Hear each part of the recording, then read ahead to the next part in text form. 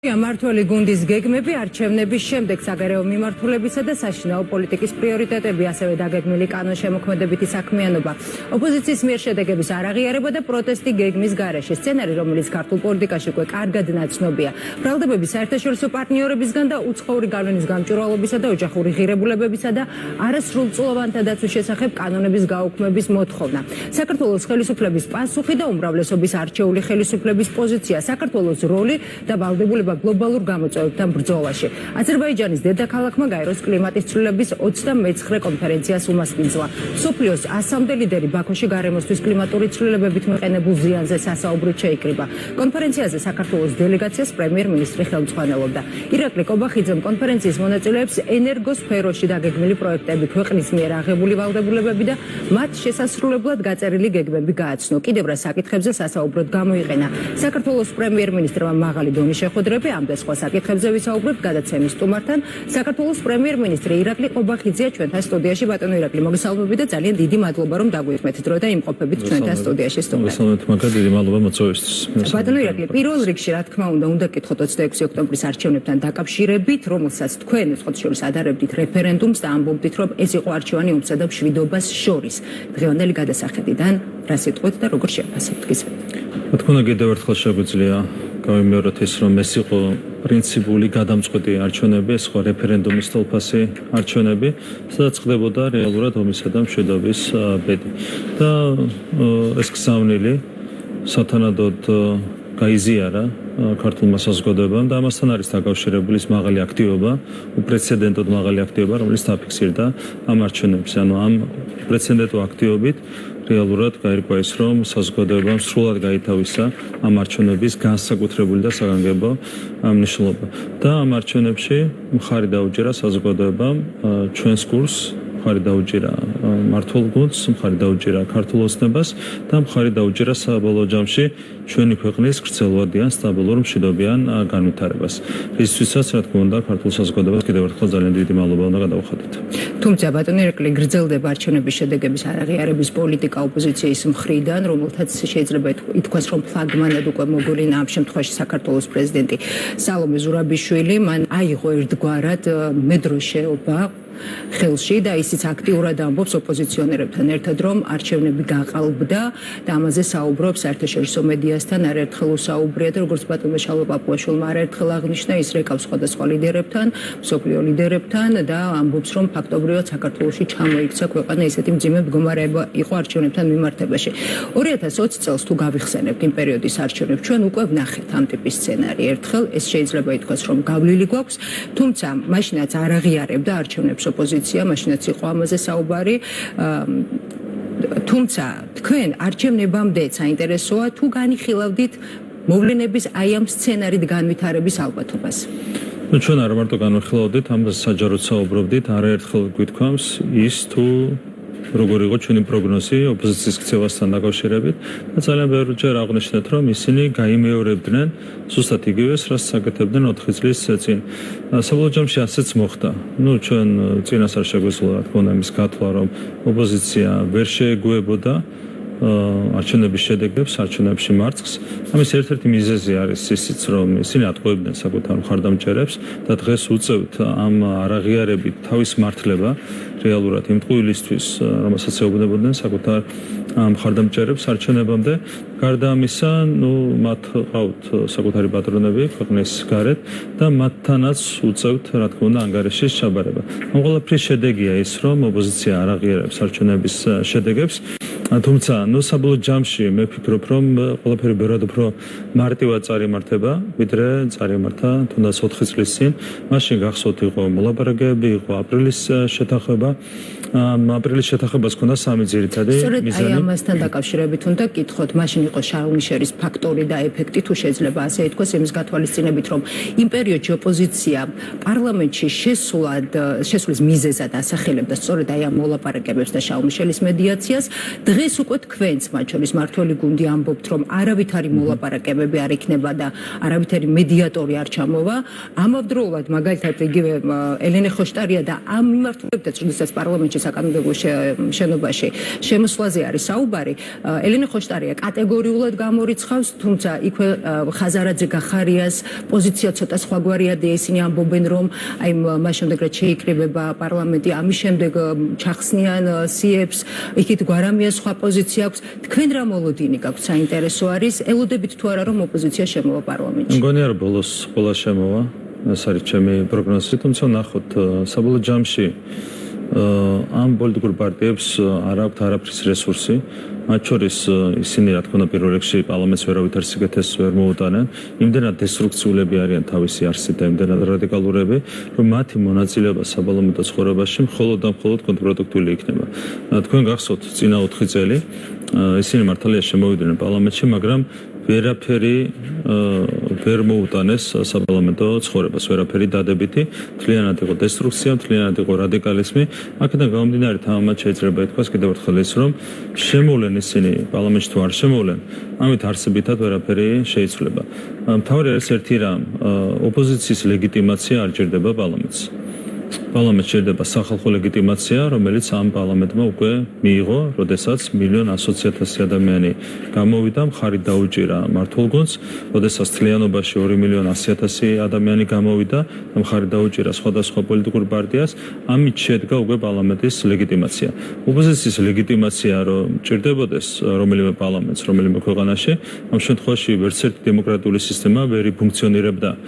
შესაბამისად, ყველაფერი არის ძალიან მარტივად. შემოვლენ არ შემოვლენ, ეს არის მათი გადასაწყვეტი, პარლამენტის ლეგიტიმაცია არის სახეზე.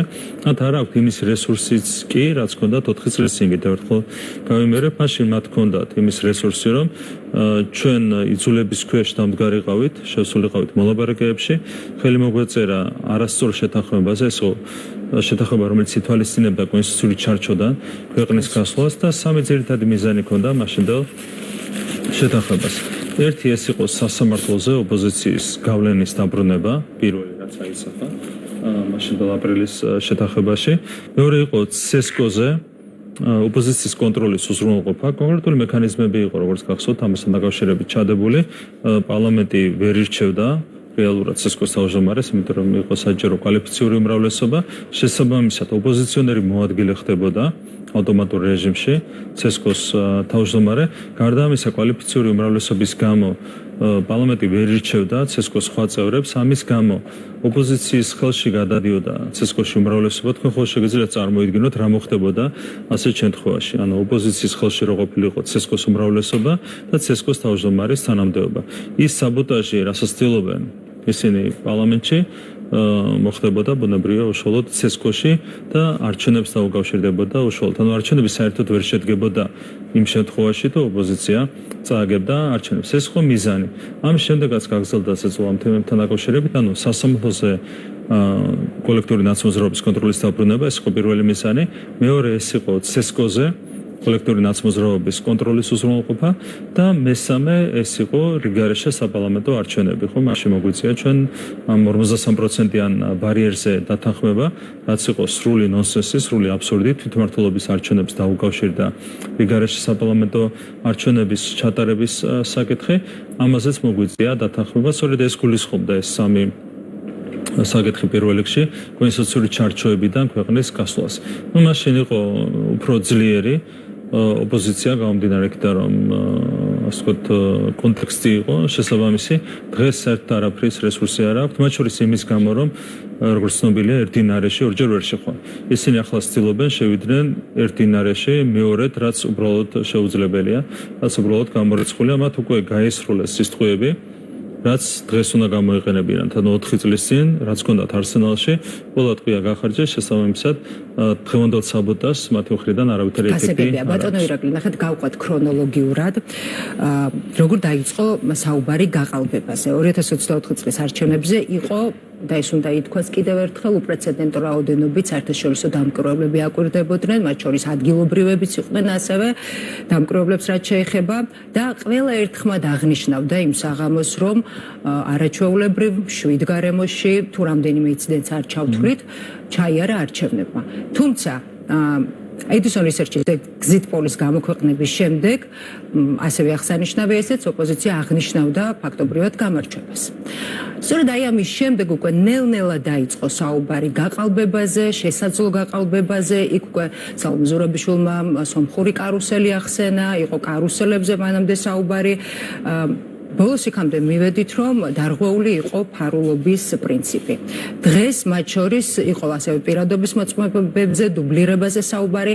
დღეს სხვა შორის გვარამიამ განაცხადა ასეთი რამ, რომ CSCOM 3 დღით ადრე შეცვალა ფურცელი და მარკერი და სწორედ აი ეს იყო პრობლემაო. რეალურად რასთან გვაქვს საქმე? რეალურად არის სრულ გაუგებრობაში ოპოზიცია, იმიტომ რომ მანქანებს შეეჯახნენ, ელექტრონულ აპარატებს შეეჯახნენ და ებრძვიან ახლა ელექტრონულ აპარატებს. ანუ ყველაფერი რეალურად წინა საარჩევნო პერიოდში შადარდა სუფთად, იყო პრეცედენტო ჩვედი გარემო და ეს შეგიძლიათ ნახოთ იგივე მათივე NGO-ების დასკვნებში. ანუ ვერაფერი ვერ დაწერეს. ასევე აღსანიშნავია ალბათ ის ვიდეო მიმართვები, რომლებსაც ავრცელებდნენ თუნდაც იგივე ოპოზიციონერები, მათ შორის ყოფილი სახალხო დამცველი, რომლებიც ამბობდნენ ერთხმად, რომ გამორიცხული იყო ელექტრონული წესდარჩენების ჩატარების პირობებში რა ხდება აპარატებს. პირველ რიგში უნდა აღინიშნოს ის, რომ დაფიქსირდა უპრეცედენტო აქტივობა, რაც ყველა აღიარებს. ისინი წერენ კიდეც Facebook-ზე მათ შორის საჯაროდ ამბობენ, რომ 2 მილიონზე მეტი ამორჩეველი გამოვიდა. ანუ ყველა აღიარებს იმას, საბოლოო ჯამში დაფიქსირდა დაახლოებით 2.75.000 ამორჩეველი და ყველა აღიარებს იმას, რომ ეს უპრეცედენტო აქტივობა იყო სახეზე, რომ ამდენი ამორჩეველი მივიდა ფიზიკურად საარჩევნო უბნებზე, ხო? ანუ ამას ეჭვქვეს არავინ არ აყენებს, რომ 2.75.000 ამორჩეველი მივიდა, 2.100.000-მდე მივიდა, იყო ბათილი ბიულეტენები, მცირე რაოდენობა, საბოლოო ჯამში დაფიქსირდა 2.75.000 ხმა. ანუ 2 მილიონზე მეტი და შემდეგ ეს ყველა აღიარებს ამ ყველაფერს და ის რომ ასე ვთქვათ 2.75.000 ამორჩევლის ხმა დაფიქსირდა, ამას არავინ არ უარყოფს. ხო, ანუ ამდენი ამორჩეველი მივიდა და დააფიქსირა საკუთარი ამორჩეველი, საკუთარი არჩევანი. ანუ ეს არის უტყუარი ჭეშმარიტება, რომელსაც არავინ არ უარყოფს. ეხლა რაც შეეხება მეორე ნაწილს, ხო, ანუ ამ ადამიანებმა ხმა მისცეს. მისცეს აპარატების მეშვეობით და საბოლოო ჯამში ერთ წამში ღილაკზე თითის დაჭერით ამოიბეჭდა საარჩევნო უქმები, სადაც არის ასახული არჩევნების შედეგები. აქ მანიპულაცია გამორიცხულია. ანუ ყველა აღიარებს, რომ ეს 2.75.000 ადამიანი რეალურად მივიდა და ვიღაცას მიცა ხმა. ის მიცა ხმა, ეს არის დაფიქსირებული საარჩევნო უქმებში, რაც აპარატმა ამობეჭდა. ეს არ იყო ვიღაცის მიერ დათვლილი გაყალბება თუ ხდება, შეიძლება მოხდეს მაგალითად იგივე ხმების დათვლის დროს, როცა იქ რაღაც მანიპულაციები მიმდინარეობს. არავითარი შანსიც კი არ არსებობდა მანიპულაციის, ხო? ანუ რეალურად აპარატში შევიდა უქმები, ეს უქმები ამოიბეჭდა, მე ხელითაც იქნა გადათვლილი ეს ყველაფერი. ანუ საბოლოო ჯამში ერთი რომ 2.75.000 არის უტყუარი ფაქტი და ამ ადამიანებმა შემდეგ რომ კონკრეტული არჩევანი გააკეთეს, ესეც უტყუარად დასტურდება საბოლოო ჯამში იმ ოქმებით, რომლებიც ამოიბეჭდა. რაც შეეხება ოქმებზე ხელმოწერა არის მათ შორის ოპოზიციის დამკვირვებლებისა. ეს ყველაფერი არის, რა თქმა უნდა, სახეზე. ერთ-ერთი რჩება ხმის ფარულობა, რასთან დაკავშირებითაც 3 დღის განმავლობაში არავითარი განსაკუთრებული განცხადებები არ გაკეთებულა, როცა ნახეს, რომ საბოლოო ჯამში არაფერი აღარ იყო სათქმელი, გადაერთვნენ მხოლოდ ამის შემდეგ ხმის ფარულობის თემაზე.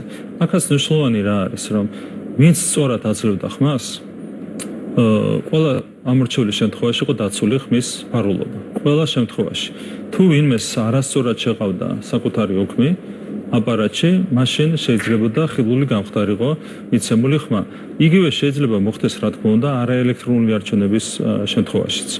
ხო, მაგრამ აქ კიდევ საინტერესო დეტალი რა არის, რომ ჩვენ ხო გქონდა ზრდა, ხმების ზრდა და ერთნაირი ზრდა დაფიქსირდა პლუს მინუსით, როგორც ელექტრონულ, ასევე არაელექტრონულ უბნებს. უფრო მეტიც არაელექტრონულ უბნებზე, სადაც საერთოდ არ დგას თხის წესრიგში ხმის ფარულობის საკითხი, არავინ არ აპროტესტებს, იმიტომ რომ კონვერტში იდებოდა ბიულეტენები და ისე ვარდებოდა ასე ვთქვათ დახურულ ყუთში. იქ კიდევ უფრო მეტი ზრდა დაგვიფიქსირდა, ხო? იყო რეგიონებში უფრო მაღალი ზრდა ვიდრე შესაბამის უბნებზე. ანუ ხმის ფარულობასა და არჩევნების შედეგებს შორის რომ არავითარი კავშირი არ იყო, ესეც უტყუარი ფაქტებით დასტურდება. ანუ სინამდვილეში საერთოდ მოსადავებელი არაფერი არ არსებობს. აქ რო ყოფილიყო პრობლემა იმაში, რომ ელექტრონულ უბნებზე არ იყო დაცული ხმის ფარულობა, რის გამოც ჩვენ რაღაც უპრეცედენტო ზრდა ჰქონდა ხმების, თან 400.000 ხმაზე ლაპარაკობენ. ჯერ დაიწყეს 300.000-ით, მერე რო ნახეს, რომ რაღაც ძალიან ძალიან ჭარ რიცხვებზე ციფრებზე საუბრობდნენ, ჩამოვიდნენ 200,000-ზე, მერე დათვალეს, რომ ჩვენ ყოფნიდა დაახლოებით 325,000 ხმით ნაკლები იმისათვის რომ მოგვიგო არჩევნები და მერე დაიწყეს ლაბარაკი 400,000. ანუ ამ ციფრებსაც და რიცხვებსაც ჰაერიდან, ასე ვთქვათ, აბრახუნებენ უხეშად ჟარგონზე, რომ ვთქვათ. ნუ სათქმელი საერთოდ არაფერი არის. ბატონო ირაკლი, აქ აუცილებლად უნდა გითხოთ ისვეთთან დაკავშირებით, რომელიც არ აქვეყნებს ფაქტი არის პარალელური დათვლის შედეგებს ამ დრომდე. თუმცა ამავდროულად ისიც განაცხადეს, რომ მათი მონაცემები დაემთხვა ცესკოს მონაცემებს. გვახსოვს ასევე გასული ინციდენტით ისვეთთან დაკავშირებით. თქვენი შეფასება მაინტერესებს, რა არის მიზეზი? ამას კიდევ ერთხელ უნდა ვთქვათ ერთი რამ, რომ NGO-სთვის PVT-ს არავითარი ფასი არ აქვს, თუ არ არის გაღალბებული. თუ არის PVT სწორად შედგენილი, ამ შემთხვევაში მას ფასი არ აქვს, უნდა იყოს მაინც და მაინც გაღალბებული იმისათვის, რომ მას ჰქონდეს ფასი და ის გამოქვეყნდეს. რეალურად ასე მოხდა. 4 წლის წინ გაღალბებული PVT გამოაქვეყნეს და უფრო მეტიც 5 კვირა დაგჭირდა ჩვენ იმისათვის, რომ მათ ეღიარებინათ PVT-ს გაღალბება. ეს გადახრა რაც არსებობდა PVT-სა და ცესკოს შედეგებს შორის 5 კვირა დაგჭირდა ამისათვის. რა თქმა უნდა, ანუ ერთ-ერთი მთავარი არგუმენტი, რასაც აფუძნებდა ოპოზიცია მაშინ საკუთარ საუბარს გაღალბებაზე, იყო სწორედ PVT. ცდომილება PVT-სა და ცესკოს შედეგებს შორის. 5 კვირის თავზე ძლივს აღიარებინეთ ამ NGO-ს და მათ დონორებს, რომ ეს PVT იყო ცდომილებაში ცესკოს შედეგებთან და ამ ცდომილების მიზეზი იყო დაურქვათ ჭყალებში შეცდომა, რომელიც დაშვებული იქნა PVT-ის შედგენის დროს. ახლა ისინი აღიარებენ, რომ თანხმედრა არის PVT-სა და ცესკოს შედეგებს შორის, მაგრამ ასეთ PVT-ს აღარ აქვს ფასი და ამიტომ არ ქვეყნდება. აქედანაც ჩანს, რომ ამ ადამიანებისთვის ერთადერთი თვითმიზანი არსებობდა, რომ როგორმე კოლექტიური ნაცმოძრაობა უნდა დაბრუნებულიყო ხელისუფლებაში. მეტი არავითარი მიზანი არ ჰქონდათ, არც არჩევნებზე დაკვირვება, არც რაღაც სამართლიანი არჩევნების უზრუნველყოფა და ის შემდეგ. მათთვის არჩევნები ფასობს მხოლოდ იმ შემთხვევაში, თუ იგებს კოლექტიური ნაცმოძრაობა. ასეთია NGO-ების მიდგომა, ასეთია ბუნებრივია შესაბამისი პარტიების მიდგომა და ასეთია მათი უცხოელი პატრონების მიდგომა, რაც ძალიან საოცრია. სხვათა შორის დღეს ნიკა გვარამიამ განაცხადა, რომ არც ისვედი და არც PVT არ არის მისთვის მნიშვნელოვანი. რომ ის ედობა მხოლოდ ეგზიტ პოლებს და აქვე მინდა რომ ის ციტატა წაგეკითხოთ. საერთაშორისო ორგანიზაციებმა უნდა ჩაატარონ არჩევნები. რა ფორმით მოხდება ეს მეორე საკითხია, მაგრამ სასარგებლო იდიოტებს, ვინც გვეძახის ჩვენ, ის თავად არის უსარგებლო იდიოტი, ამბობს კოალიცია ცვლილებებისთვის ლიდერი. მან ასევე აღნიშნა ისიც, რომ სხვადასხვა ჟურნალისტებთან პოლიტიკური პარტიების მიერ უბნებზე დანიშნული ადამიანების მიმართაც არ ქონდა მაინც და მაინც დიდი ნდობა. ერთი, რამდენად რეალისტურია და რამდენად შესაძლებელი არის, ვთქვათ, მსგავსი მოთხოვნის სისრულეში მოყვანა და რა თქმა უნდა, რა მიზანს ემსახურება აი ამ ტიპის განცხადებები და ოპოზიციის მოთხოვნები. ნუ ერთი რაც შეხება exit polls პირველ რიგში. თუ აყალბებ არჩევნებს, დაუშვათ მართველი პარტია აყალბებს არჩევნებად, დაუშვათ ასეთი რამე. ამ შემთხვევაში ხო პროპორციულად აყალბდება ყველა ოპოზიციურ პარტიას. ხო ლოგიკური, ანუ შენ თუ დაიმატე, ამას ამბობენ, ხო? შენ დაიმატე 400,000 ხმა, ეს უნდა გამოაკლო და პროპორციულად უნდა მოაკლდეს ოპოზიციურ პარტიებს, ხო? სხვა ლოგიკა ხო არ არსებობს. ეხლა რაც შეხება თვითონ ამ ყველაფერს, exit poll-ი როგორ შეიძლება იყოს სანდო, როცა გვაქვს შემდეგი მოცემულობა. ნუ ჩვენ მონაცემს თავი დავანებოთ. ეხლა რეალურად შედეგი რა იყო? არჩევნებზე დაფიქსირდა 11% ახალი და 9% ლელო, ხო? ანუ 2%-იანი სხვაობა იყო, ძალიან მცირე სხვაობა იყო ახალსა და ლელოს შორის. რო ავიღოთ ერთ-ერთი exit poll-ი ორი იყო, ხო? ჰარისი და ედისონი, თუ არსებენ ედისონზე ვსაუბრობ ამ შემთხვევაში. ედისონის exit poll-ის მიხედვით 18% ქონდა ახალს და 9% ქონდა ლელოს. ანუ იქ არის არჩევნებში დაფიქსირებული 2%-იანი სხვაობა და ამათ აქვს მაგი სხვაობა დაფიქსირებული, 2 მაგი 9 და 18. ანუ ხო ხედავთ რამდენად, მე ცალკე ავიღოთ ჰარისის და ედისონის exit poll-ები ერთმანეთში აქვს ცდომილება. რომელს უნდა ენტო იმას თუ იმას, ხო? ანუ თვითონ exit poll-ებს შორისაც კი აქვთ უზარმაზარი, როცა აყალბებ და როგორც ჩანს არ ქონდათ ერთმანეთს შეთანხმებული, აქეთ ფორმულას და იქით მთავარს გაღალბება, რა ფორმით გაღალბდებოდა ეს exit poll-ები, ერთმანეთსაც კი ააცილეს exit poll-ის შედეგები. და უფრო მეტიც, ანუ როგორ შეიძლება არჩევნებზე ამოვიდეს 2%-იანი სხვაობა 9 და 11 და exit poll-ში ამოვიდეს 9 სწორად ანუ რელოს პროცენტი სწორად დაждდა 9% exit poll-ში და 11 მაგურად 18% დაუფიქსირეს ახალს, ისე რომ 2% მაგურად ორმაგი სხვაობა ფიქსირდება exit poll-ში ახალსა და ლელოს შორის, ხო? თვითონ exit poll-ი რო გაყალბებულია, ამის მტკიცებულებას პირდაპირ იძლევა ეს ორი exit poll-ის შედარება ერთი მხრივ და მეორე exit poll-ის და CSGO შედეგების შედარება, იმიტომ რომ თუ ვინმე აყალბებს და იმატებს თავისთვის 400,000 ხმას, ნუ აბსურდზე ვსაუბრობთ, ხო? აბსოლუტურად კომიკურ რამეს, მაგრამ დაუშვათ რომ 400,000 ხმა დაიმატა ქართულმა ოცნებამ, ხო? მოხდა სასწაული, ანუ გაყალბებაზე არ საუბრობენ სინამდვილეში ისინი. ისინი რასაც გვაბრალებენ, ეს არის ფოკუსი. ნუ ეს არ არის გაყალბება. 400,000-ის დამატება, ეს არის ფოკუსი და არა გაყალბება. ნუ როცა ასეთ რაღაცას გაბრალებენ, ჩანს რამდენად უსუსტ მდგომარეობაში აქვს ოპოზიცია. ბატონო ირაკლი, არჩევნების შემდეგ ისე ოპოზიციის კონტექსტში რომ განვაგრძოთ საუბარი, რასაც ვხედავთ, ეს არის პროტესტი ქუჩაში, ისინი საკმაოდ აქტიურად ამბობენ, რომ ამით მოქალაქეებს უნდა შეუქმნან დისკომფორტი, იმისთვის რომ რაც შეიძლება ბევრი ადამიანი დადგეს მათ გვერდით, მოძრაობენ სხვადასხვა ლოკაციებზე, აწყობენ პატარ-პატარა აქციებს, სასამართლოსთან მობილიზება ასევე. თუმცა მათი მხარდამჭერები საკმაოდ დიდ უკმაყოფილებას გამოთქვამენ კონკრეტული გეგმის არარსებობის გამო. მოვლენათა აი ამ მიმართულებით მოვლენათა რა განვითარებას ელოდებით, სადამდე შეიძლება მივიდეს, ან როდემდე შეიძლება ასე იარონ ოპოზიციის მხარდამჭერებმა და თქვენ ამბობთ, რომ ამავდროულად აცხადებთ, რომ ესეთი მოლოდინი გაქვთ, რომ ბოლოს ისინი მაინც შემოვლენ საკანონმდებლო ორგანოში. ხო, ნუ ეს გეგმის არარსებობაც არის სინამდვილეში ერთი რამის შედეგი, რომ მათ გაცნობიერებული აქვს საკუთარი პოზიციების უკიდურესი სისუსტე. მათ აქვს ძალიან სუსტი პოზიციები. ერთი რომ ანუ საბაბიც კი არ აქვთ რაიმეს სასაუბროთ. მოადრე იყო 4 წლის წინ იგივე დაუშვათ ადამიანური შეცდომები, ტექნიკური ხარვეზები, დისბალანსები ოქმებში და ეს შემდეგ, ხო? ახლა ასეთი რაღაცებიც კი არ არის. ანუ აბსოლუტურად სუფთა ყველაფერი და ამ კუთხით აქვთ აბსოლუტურად სუსტი პოზიციები. და მეორე ხალხის ხარდაჭერა დღეს მათ ხარეს არის კიდევ უფრო სუსტი ვიდრე იყო 4 წლის წინ. თქვენისით რამხელა სხვაობა იყო ჩვენ შედეგსა და იგივე მეორე პოლიტიკური პარტიის შედეგს შორის. ეს იყო 890,000 ხმა. ანუ ჩვენმა პარტიამ აიღო 890,000 ხმით მეტი მეორე პარტიასთან შედარებით. 53%-ით მეტი ავიღეთ მეორე პარტიასთან შედარებით. მასე დროს კიდევ ერთხელ გამიმერებ, რაც ბევრჯერ მithქვამს, ერთი და იგივე რესურსი ჭირდება საარჩევნო წარმატებას და ქუჩაში წარმატებას. ეს არის ხალხის ხარდაჭერა. თუ არ გაქვს ხალხის ხარდაჭერა, ბუნებრივია ვერც იქნება წარმატება და ვერც აქ.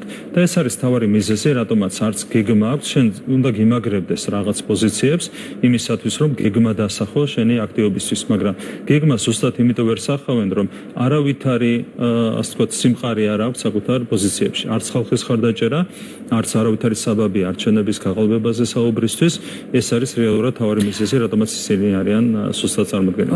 ოპოზიცია და ევროპელი კანონმდებლები ერთ პოლიტიკურ სცენაზე ვიხილეთ ისევ რამდენიმე დღის წინ, მაგალითად გაზაფხულის შემდეგ უცხოელი პარტნიორები თბილისში ანტისამთავრობო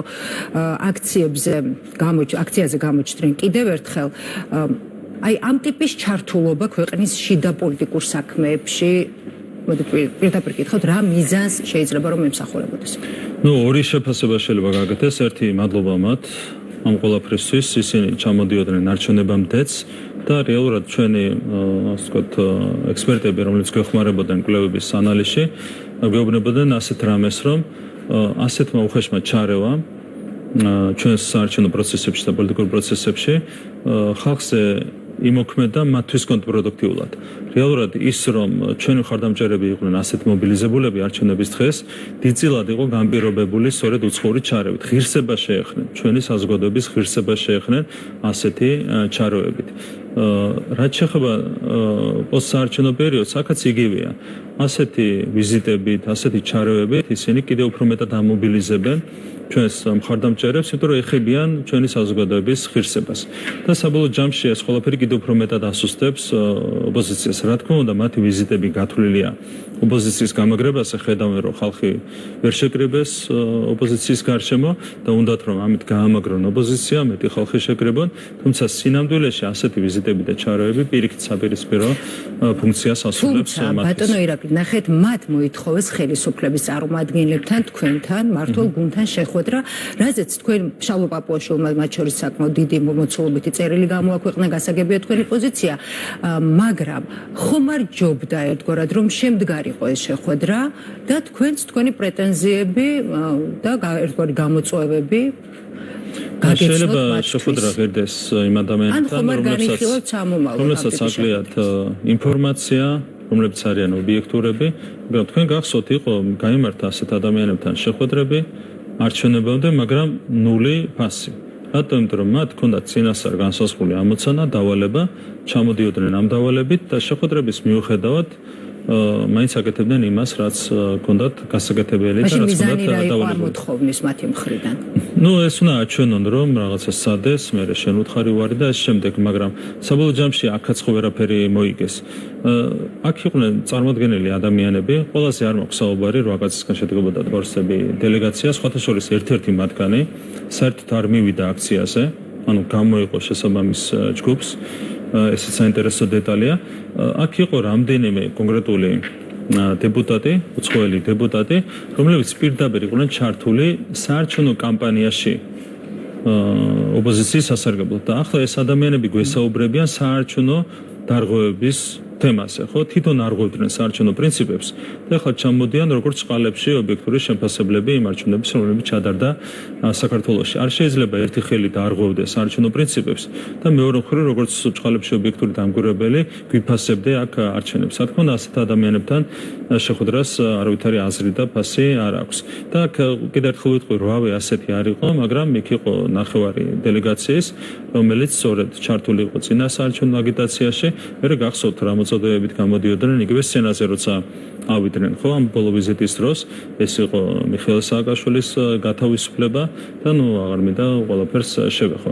ამიტომ არავითარი აზრი და ფასი ამ ადამიანებთან შეხვედრას რეალურად არ აქვს, როცა წინასწარ იცი, რომ ბოლოს მაინც ის დავალება უნდა შეასრულონ, რომელიც როდესაც დავალებებზე საუბრობთ, აუცილებლად უნდა გითხოთ ბოლო დღეების განმავლობაში თქვენი თანაგუნდელები საკმაოდ ხშირად აქებენ ყოველ შემთხვევაში ოპოზიციის პატრონებს, გარე პატრონებს, როგორც მოიხსენებთ, საკმაოდ ხშირად და ამბობთ, რომ მათ ერთგვარად დასახულ მიზანს მიაღწიეს. უფრო კონკრეტულად რომ გითხრათ, რას გულისხმობთ, როდესაც მიზნის მიღწევაზეა საუბარი. კი, მათთვის არსებობდა პროგრამა მაქსიმუმი და პროგრამა მინიმუმი. პროგრამა მაქსიმუმი იყო, რა თქმა უნდა, ხელისუფლების შეცვლა და კოლექტიური ნაცმოძრაობის ხელისუფლებაში დაბრუნება, მაგრამ არსებობდა ასევე პროგრამა მინიმუმი მათთვის და ეს იყო კოლექტიური ნაცმოძრაობის დანაწევრება. იმისათვის, რომ იმაზე მეტი შედეგი მიიღოთ, მათ შორის 5%-იანი ბარიერის გათვალისწინებით, ვიდრე სხვა შემთხვევაში მიიღებდნენ. მაგალითად, რო ავიღოთ ჩვენ წინა არჩევნების შედეგები, მაშინ დაახლოებით 30% მიიღო ნაცმოძრაობა 2020 წლის საპარლამენტო არჩევნებს გულისხმობ და 5%-იან ბარიერს, მაშინ დაბალი იყო ბარიერი, მაგრამ თეორიულ 5%-იან ბარიერს ვერც ერთი სხვა პარტია ვერ ლახავდა, ხო? იქ ველოს ჰქონდა 3%, ევროპულ საქართველოს ჰქონდა 4%-ამდე და ეს შემდეგ. ანუ 5% არც ერთ პარტიას არ ჰქონდა. იგივე რომ გამეორებულიყო ახლა. ნაცმოძრაობა იღებდა 30%-ზე ცოტა ნაკლებს, იმიტომ რომ ჩვენი პროცენტი გაიზარდა. პირობითად ავიღოთ 25% ნაცმოძრაობას, მაგრამ ვერც ერთი სხვა ოპოზიციური პარტია მაღალი ალბათობით ვერ გადალახავდა საარჩევნო ბარიერს. პროგრამა მინიმუმი რა იყო, რასაც მიაღწიეს კოლექტიური ნაცმოძრაობის პატრონებმა. მათ დაშალეს 4 ნაწილად ეს პოლიტიკური, ასე ვთქვათ, ძალა, ერთიანი პოლიტიკური ძალა, რაც ჩვენ უწოდებთ კოლექტიურ ნაცმოძრაობას და საბოლოო ჯამში მოახერხეს ის, რომ 4 პარტია შეიყვანეს, რა თქმა უნდა, ეს ფიქტიური პარტიებია, საბოლოო ჯამში ერთი პოლიტიკური ძალაა, მაგრამ 4 სუბიექტად შეიყვანეს კოლექტიური ნაცმოძრაობა პარლამენტში და მთლიანობაში ამ 4 პარტიამ მიიღო 38%. ანუ ბარიერ გადალახულმა პარტიებამ მთლიანობაში აიღეს 38%, როდესაც ერთი ნაცმოძრაობის პირობებში 25% შევიდოდა ერთი პოლიტიკური პარტია პარლამენტში. რა თქმა უნდა, ეს მათთვის არის შედეგი, ეს არის მიღწევა და ეს არის ერთ-ერთი მიზეზი, რატომაც მე მგონია, რომ საბოლოო ჯამში პატრონები დავალებას მისცემენ ამ 4 პარტიას, რომ ისინი ბოლოს შევიდნენ პარლამენტში. იმიტომ რომ ეს არ არის დასაკარგი შედეგი მათთვის. ანუ პროგრამა მინიმუმი არის შესრულებული და შესაბამისად ისინი ამ შედეგს აუცილებლად გაუფრთხილდებიან.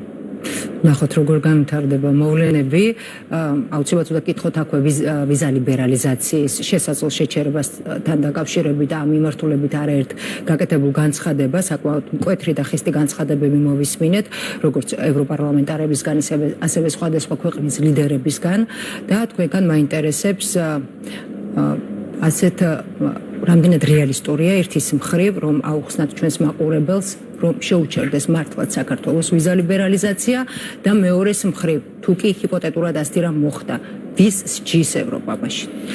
ანუ რეალურად ქართულ ხალხს იმუქრებიან იმის გამო, რომ საზოგადოებამ ხარი დაუჭირა მართულ პარტიას.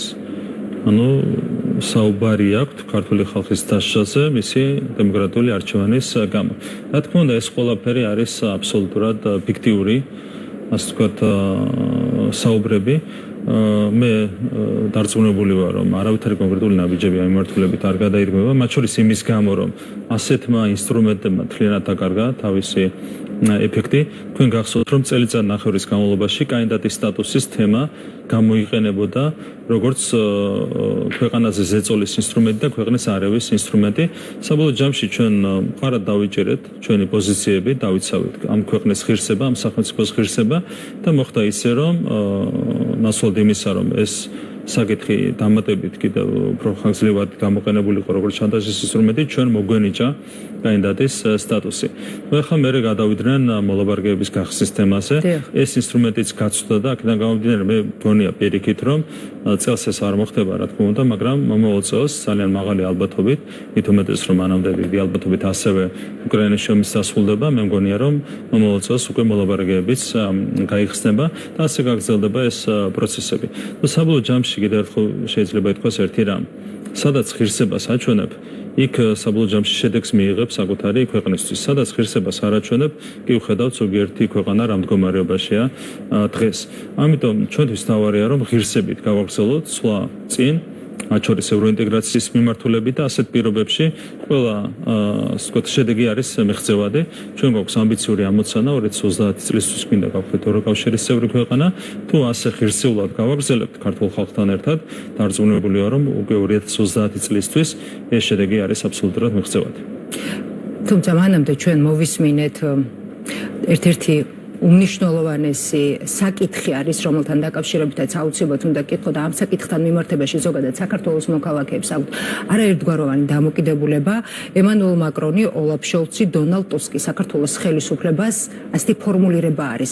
ბოლო დროს მიღებული კანონების გაუქმებას ითხოვენ და სთხოვენ. იგულისხმება, რა თქმა უნდა, უცხოური გავლენის გამჭვირვალობის და ოჯახური ღირებულებებისა და არასრულწლოვანთა დაცვის შესახებ კანონები.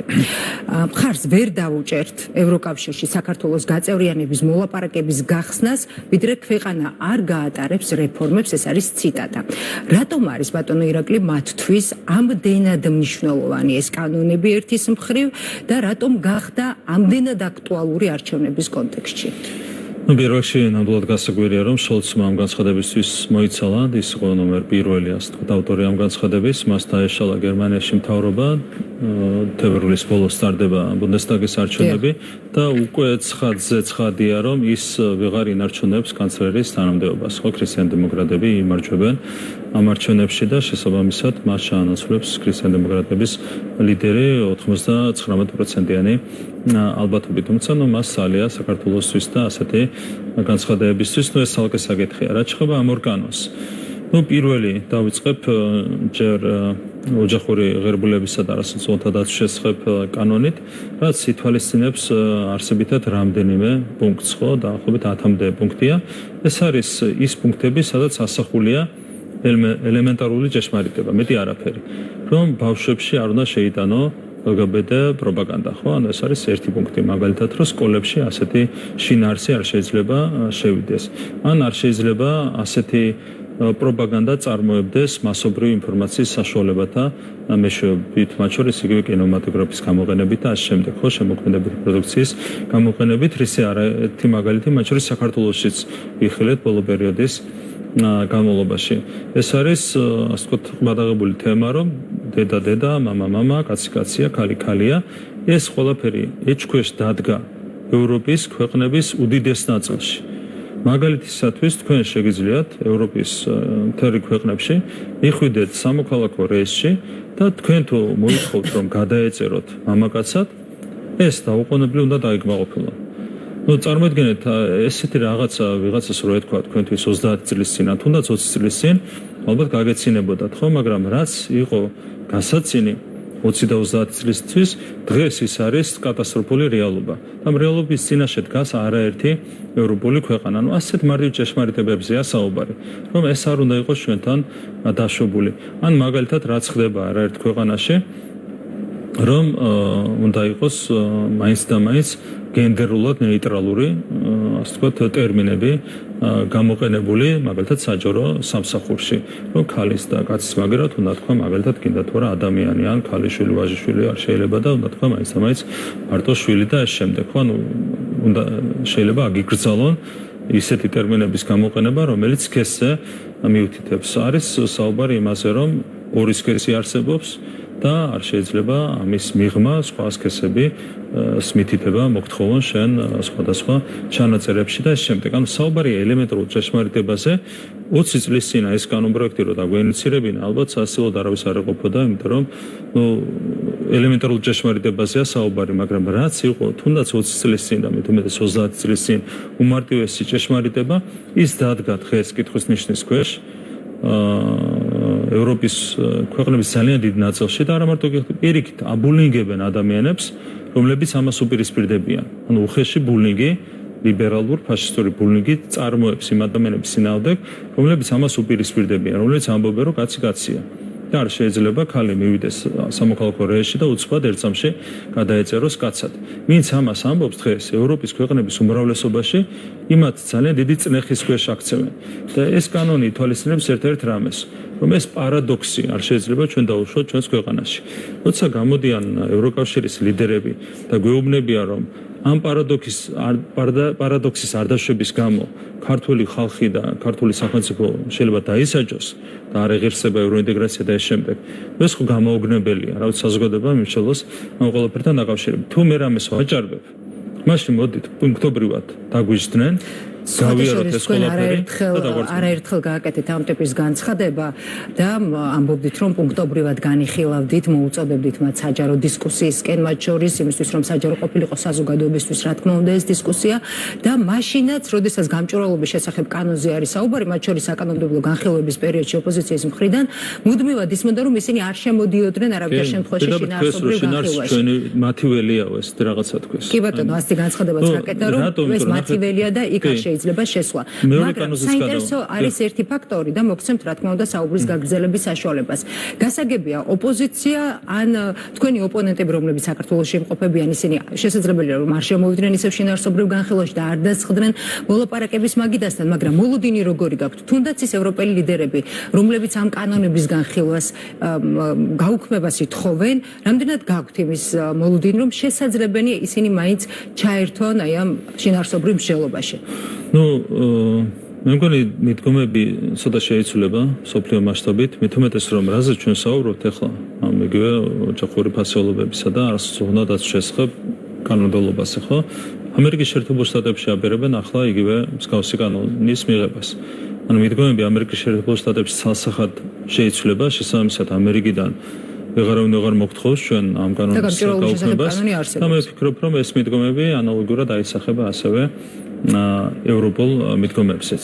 ანუ იქაც აბერებენ იგივე კანონმდებლობის მიღებას.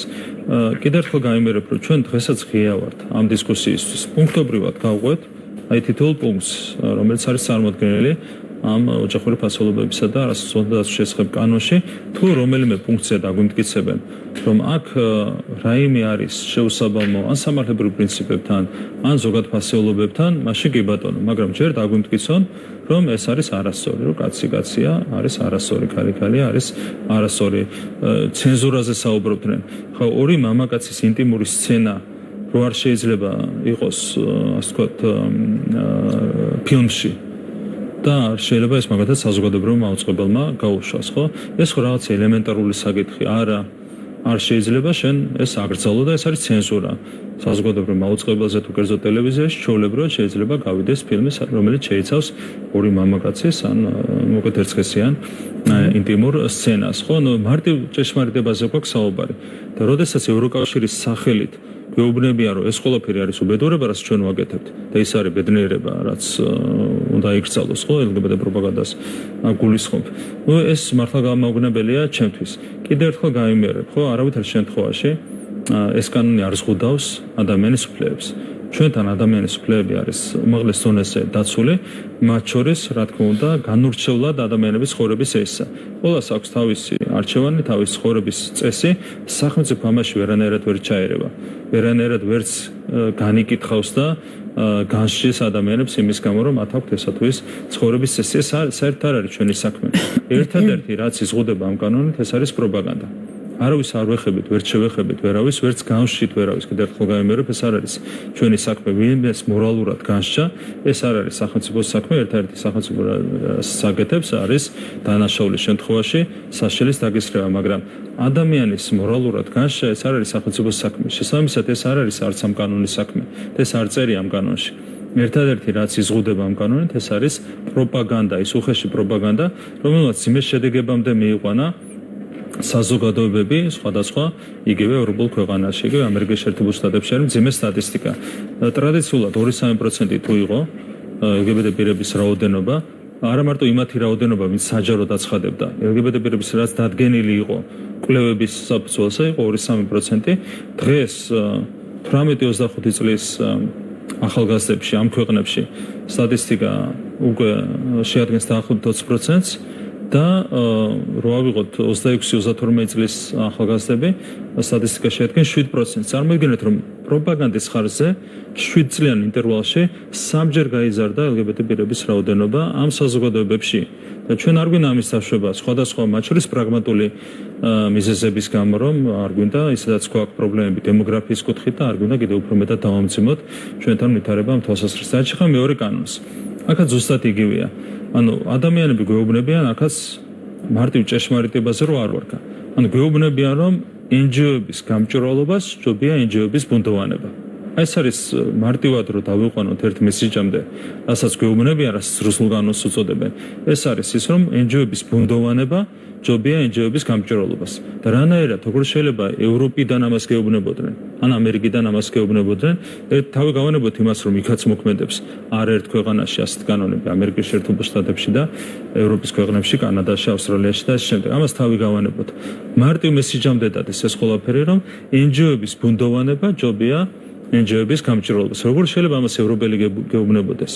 ან როგორ შეიძლება ამერიკელი გეუბნებოდეს? მე დარწმუნებული ვარ, რომ აქაც ამ ბოლო ცვლილებების შემდეგ, რაც მოხდა ამერიკის შეერთებულ შტატებში, პირველ რიგში, ეს მიდგომებიც შეიცვლება და მარტივ ჭეშმარიტებაზე აღარ გაკიცხავს არავინ საქართველოს რადგან ახსენეთ ამერიკის შეერთებული შტატები არჩევნებთან დაკავშირებით მოვისმინეთ ფაქტობრივად ყველას განცხადება, მაგრამ არ მოგვისმენია ამერიკის შეერთებული შტატების ელჩის განცხადება, დამიკანის განცხადება, არ მოგვისმენია მისი პოზიცია. როგორ ფიქრობთ, საინტერესოა, რა არის მისი ამ დრომდე დუმილის მიზეზი? არ ვიცი, მე არ მინდა აქ სიღრმეში შევიდე. საბოლოო ჯამში, რა თქმა უნდა, ჩვენთვის კვლავაც რჩება მთავარ პრიორიტეტად ურთიერთობების გადატვირთვა. ძალიან ბევრი რამ გაფუჭდა ამ ურთიერთობებში, წინაშის პირობებში და თქვენ გახსოვთ, აღარ გავიხსენებ დეტალებში, რაც გამოვიარეთ ჩვენ 2020 წლის ბოლოდან მოყოლებული 2021 წელი, 22 წელი, 2023 წელი რევოლუციის ორი მცდელობა გქონდა ამ 3 წლის განმავლობაში. შესაბამისად, ურთიერთობების ის დონე, რომელიც არის დღეს სახეზე, ჩვენ რა თქმა უნდა არ მოგწონს. და ამას სჭირდება თვისებრივი არსებითი გადატვირთვა. ამაზე ვარ ჩვენ ორიენტირებული, ამიტომ არ მინდა მე სიღრმეებში შევიდე ამ თემასთან დაკავშირებით. მე დარწმუნებული ვარ, რომ გვექნება ჩვენ ძალიან მალე უკვე ხელშესახები ცვლილებები ურთიერთობების გაჯანსაღების კუთხით და გადატვირთვის. რა პერიოდზე, როდესაც გადატვირთვაზე საუბრობთ? მე მგონია რამდენიმე თვეში უკვე ძალიან მკაფიოდ გამოჩნდება სერიოზული ძვრები ამ ურთიერთობებში. ჩვენ ვამბობდით ერთ რამეს, სამ რამეს უკავშირებდით ურთიერთობების გადატვირთვას. ეს ხო ჩვენი არჩევნები, რომელიც უკვე დასრულდა და დასრულდა იმ შედეგით, რომელიც ყველაზე მეტად წაადგება ჯანსაღ ურთიერთობებს საქართველოსა და ამერიკის შეერთებულ შტატებს, საქართველოსა და ევროკავშირის შორის, დასრულდა ამერიკის არჩევნები და დასრულდა ესეც ისე, როგორც ეს ყველაზე მეტად წაადგება ურთიერთობების გადატვირთვას, დარჩა მესამე საკითხი, ეს არის უკრაინაში ომის დასრულება. და ტრამპი ამბობს, რომ ომების დაწყებას არ ვაპირებ, მე ვაპირებ მათ დასრულებას. აქ ვეკითხავთ ბატონო ირაკლი, ტრამპის არჩევის შემდეგ, მის არჩევას, მეორე ვადით არჩევას საქართველოს კონტექსტში რომ განვიხილოთ, ექნება თუ არა კვეთრად პოზიტიური გავლენა? კი, მე ასე მგონია, ორი მიზეზის გამო. ერთი არის ის, რომ მშვიდობა დამყარდება, მაგარი ალბათობით ძალიან მალევე, მომავალი წლიდან. უკვე ჩვენს რეგიონში რის ხარჯზეც რა თქმა უნდა ჩვენზე წნეხი შემცირდება, რომ რეალურად თქვენ გახსოვთ, რომ ვიდრე ომი დაიწყებოდა უკრაინაში, ასეთი წნეხი არ იყო. იყო სირთულეები სხვადასხვა დროს ურთიერთობებში, მაგრამ ასეთი, ასე ვთქვათ, მძიმე წნეხის ქვეშ ჩვენი ქვეყანა არასდროს არ ყოფილა, როგორც ის იყო უკრაინაში ომის დაწყების შემდეგ. ანუ წინა პერიოდში ომის დაწყებამდე და ომის დაწყების შემდეგ უშუალოდ. როგორც კი ომი დასრულდება უკრაინაში, ჩვენს რეგიონში, მაშინვე შესუსტდება წნეხი ჩვენს ქვეყანაზე და რა თქმა უნდა ეს დადებითად აისახება მათ შორის ორმხრივ ურთიერთობებსაც. და მეორე ეს არის თვითონ დონალდ ტრამპის ფაქტორი. ჩვენ ვფიქრობთ, რომ იმ მიდგომებიდან გამომდინარე, რომელიც აქვს ამერიკის ახლად არჩეულ პრეზიდენტს, ყველაფერი წარიმართება დადებითად ჩვენს ურთიერთობებში. ეს არის ჩვენი ოპტიმისტური მოლოდინი. დანარჩენი რა თქმა უნდა ჩვენც უნდა ვიმუშაოთ ძალიან აქტიურად. მოით განწყობა არის ოპტიმისტური, დანარჩენი დავუკვირდეთ მოვლენების განვითარებას. ჯოზეფ ბორელის განცხადება უნდა გავიხსენო აქვე ტრამპის არჩევამ ნათლად უნდა გვაჩვენოს ჩვენი უსაფრთხოების გაძლიერების აუცილებლობა, რომ ჩვენი ბედი საკუთარ ხელში ავიღოთ, ამბობს ის. ბორელის განცხადებით, ამერიკის შეერთებულ შტატებში დონალდ ტრამპის გაპრეზიდენტება არ არის სოფლიოს დასასრული, მაგრამ ეს არის სხვა სოფლიოს დასაწყისი, ვიდრე ის შეიძლებოდა ყოფილიყო თუ ამერიკელები სხვა არჩევანს გააკეთებდნენ. თუ ევროპა, თქვა, საკუთარი ბედის გადაწყვეტაში დამოუკიდებლობის აუცილებლობაზე საუბრობს და მაგალითად იგივე საფრანგეთის პრეზიდენტის განცხადებაც გვახსოვს ამ მიმართულებით, მაშინ რას ნიშნავს, თუ შეიძლება ასე ითქვას, იგივე ევროკავშირის ქვეყნების აქტივობა და პოლიტიკური პირობების დაყენება საქართველოსთან მიმართებაში? მე მგონია, რომ ევროკავშირისთვისაც არის ძალიან სასარგებლო შედეგი, რომელიც დადგა ამერიკის შეერთებულ შტატებში. თქვენ იცით, გასულმა 80 წელიწადმა რა მოუტანა ევროკავშირს.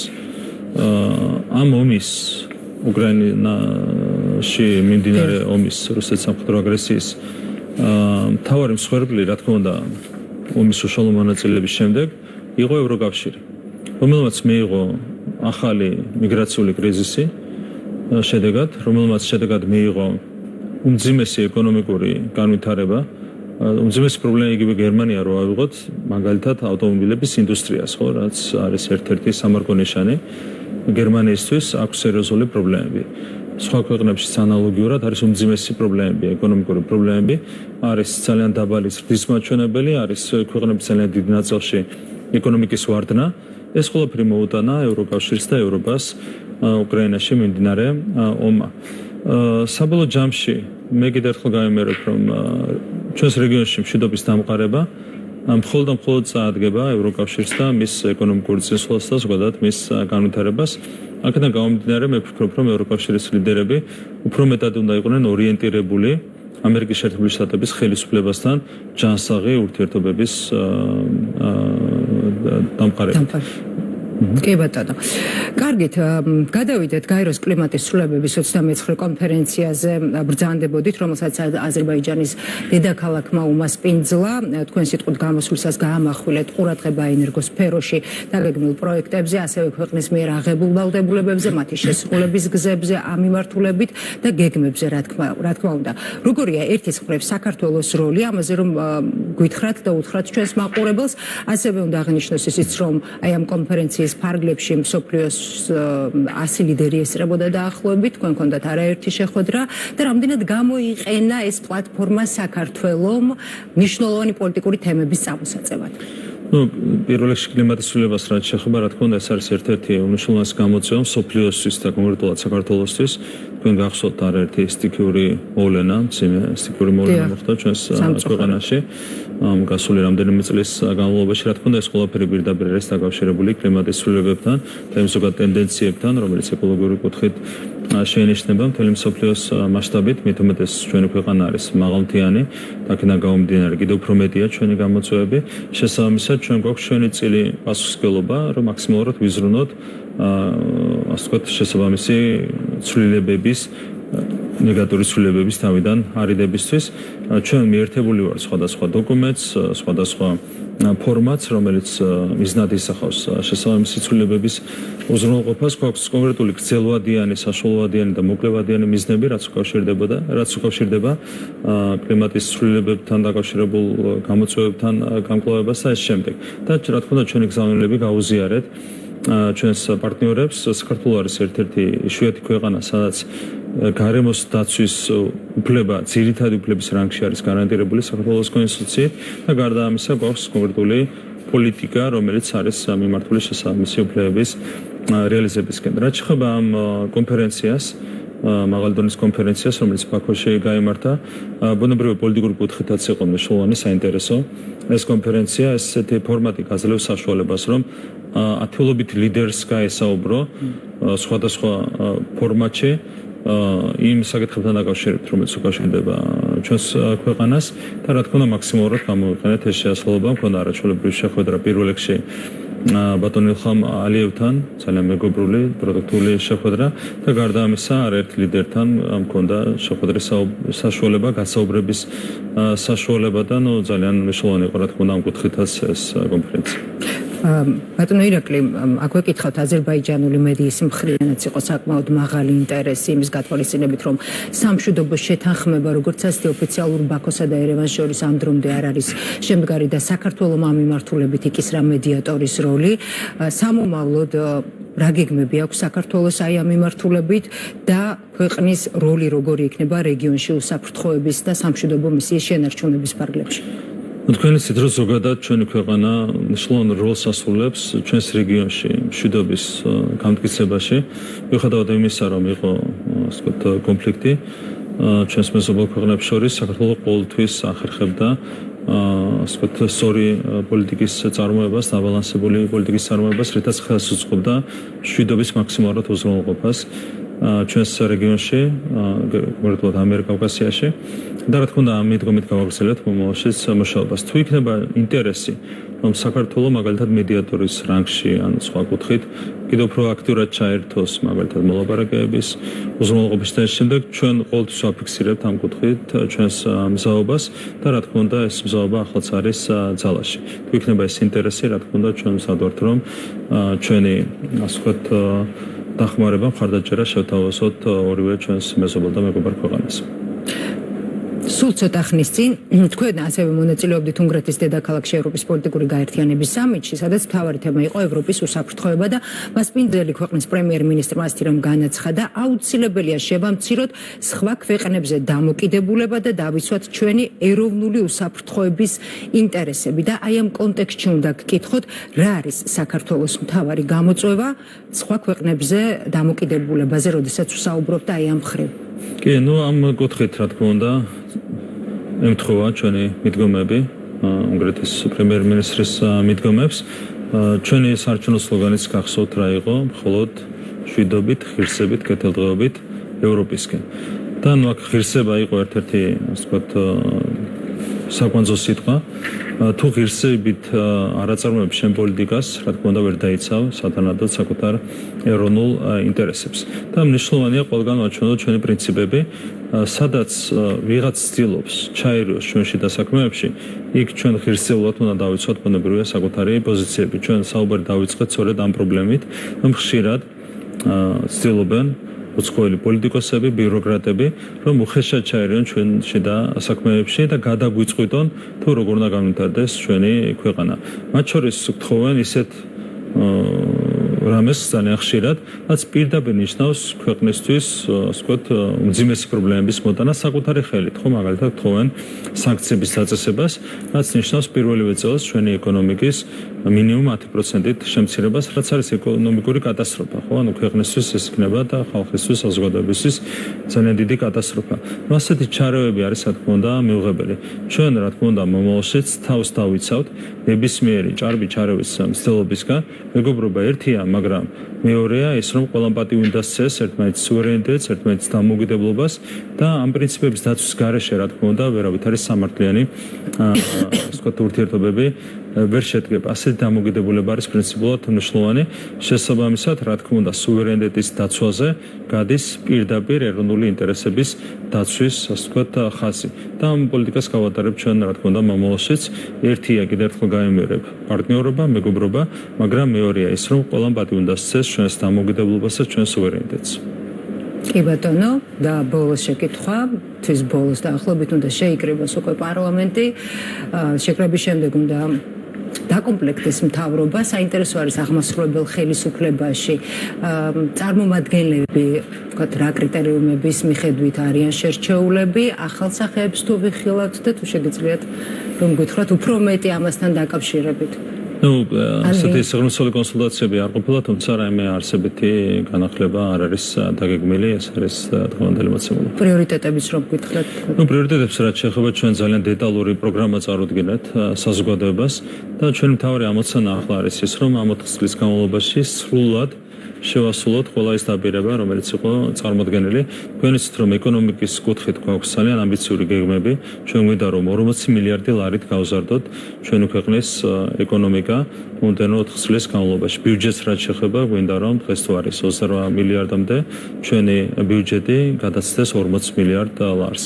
გვინდა რომ უმუშევრობა შემცირდეს 4%-მდე, რაც არის ევროკავშირის საშუალო მაჩვენებელსა დაბალი მაჩვენებელი. ანალოგიურად შეგვიძლია სიღარიბე შევამციროთ 4%-მდე, ჯერ კიდევ მაღალია მაჩვენებელი, 440,000 ჩვენი თანამოქალაქე ცხოვრობს სიღარიბის ხარჯს მიღმა და ჩვენ გვინდა რომ მაქსიმუმ 4%-ზე ჩამოვიდეს ეს მაჩვენებელი. ეს რაც შეეხება ეკონომიკას, ამისთვის არის დაგეგმილი ძალიან მნიშვნელოვანი პროექტები ინფრასტრუქტურის კუთხით, ჩვენი ქვეყნის სატრანზიტო ფუნქციის გაძლიერების კუთხით. იცით, რომ ჩვენს გეგმებში შედის ავტობანის მშენებლობის დასრულება, მთავარი მონაკვეთის მშენებლობის დასრულება, ისე რომ საზღვრები ერთმანეთს დავაკავშიროთ სრულად. ეს ერთი ანაგლის სპორტის მშენებლობა, რაც უკვე დაწყებულია, თბილისის საერთაშორისო აეროპორტის მშენებლობა, რკინიგზის მოდერნიზაციის პროექტის დასრულება და ეს შემდეგ. ხო, ეს ყველაფერი ნიშნავს იმას, რომ ჩვენს ქვეყანას თვისებრივად განვითარების სხვა დონეზე გადავიყვანთ უკვე 4 წლის თავზე. ანალოგიურად გვაქვს ძალიან ამბიციური გეგმები განათლების მიმართულებით.